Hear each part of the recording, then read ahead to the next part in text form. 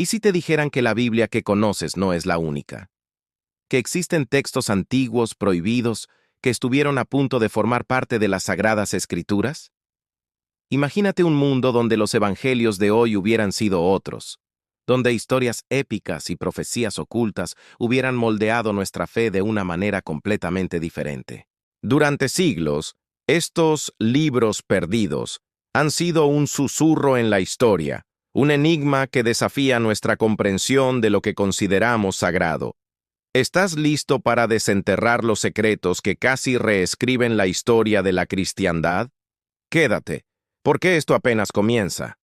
La Biblia que poseemos hoy es el resultado de un proceso meticuloso, una selección de textos que la Iglesia primitiva consideró inspirados. Pero este canon no apareció de la noche a la mañana.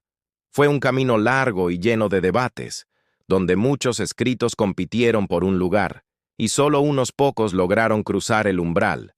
La pregunta es, ¿qué pasó con los que no lo lograron? No estamos hablando de textos simplemente olvidados, sino de obras que fueron leídas, debatidas, y en algunos casos, veneradas por comunidades cristianas tempranas, antes de ser finalmente rechazadas.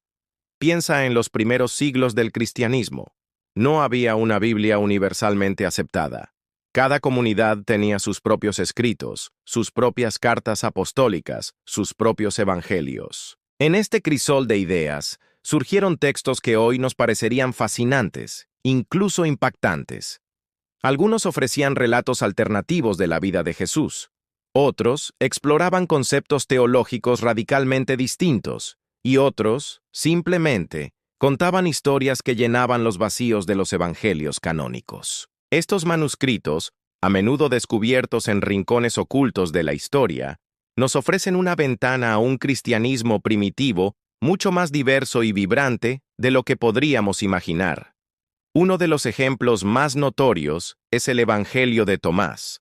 No estamos hablando de un evangelio que relata milagros o la crucifixión. El Evangelio de Tomás es una colección de 114 dichos atribuidos a Jesús, muchos de ellos parábolas cortas y enigmáticas que invitan a una profunda reflexión.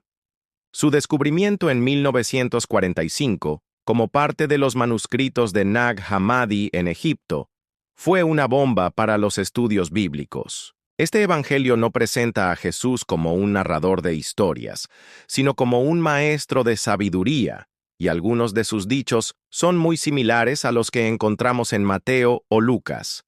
Pero otros son completamente nuevos, y su interpretación sigue siendo objeto de un intenso debate.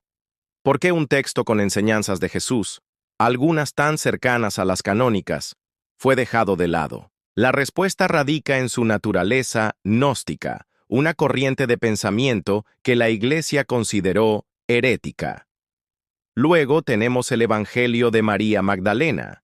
Este Evangelio, descubierto en fragmentos, nos presenta a María Magdalena no solo como una seguidora de Jesús, sino como una de sus discípulas más cercanas, y a quien Jesús le revela conocimientos especiales. Es un texto revolucionario que desafía la visión tradicional de las mujeres en el cristianismo primitivo y que fue duramente criticado por líderes masculinos de la época. Su exclusión nos obliga a reflexionar sobre cómo se construyó la narrativa dominante y qué voces fueron silenciadas en el proceso. ¿Cuánto de nuestra comprensión de la historia temprana del cristianismo estaría limitada por la ausencia de estas perspectivas? Pero no solo eran evangelios los que compitieron por un lugar. Pensemos en los apócrifos del Antiguo Testamento, como el libro de Enoc o el libro de los Jubileos. El libro de Enoc, en particular, tuvo una inmensa influencia en el judaísmo y en el cristianismo primitivo. Habla de ángeles caídos, de la creación de demonios y de un viaje celestial de Enoc, el bisabuelo de Noé. Incluso se menciona en la epístola de Judas del Nuevo Testamento. Sin embargo, con el tiempo, fue excluido del canon judío y por extensión de la mayoría de los cánones cristianos, a excepción de la Iglesia Ortodoxa etíope.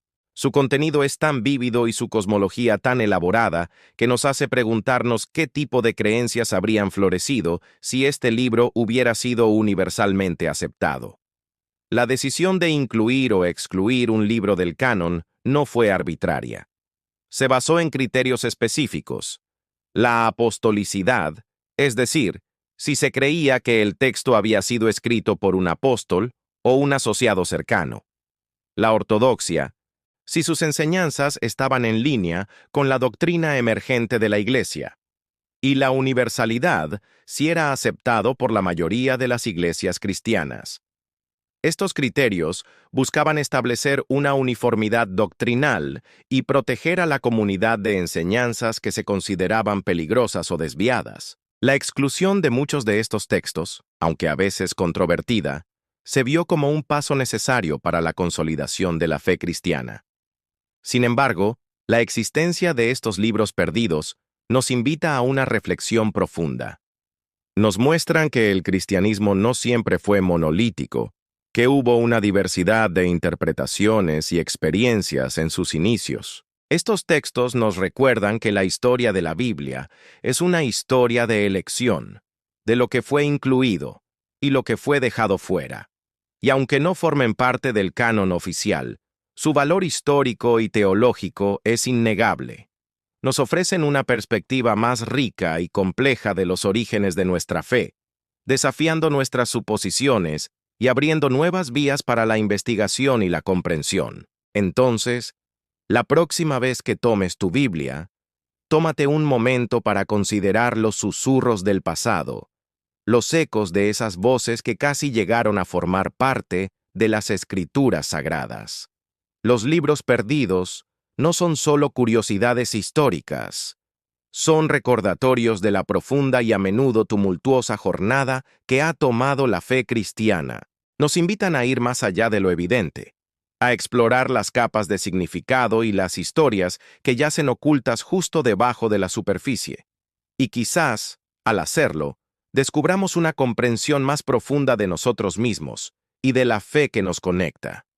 ¿Qué otros secretos crees que podrían estar ocultos en los anales de la historia bíblica?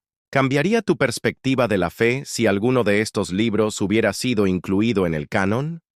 La conversación sobre los libros perdidos está lejos de terminar.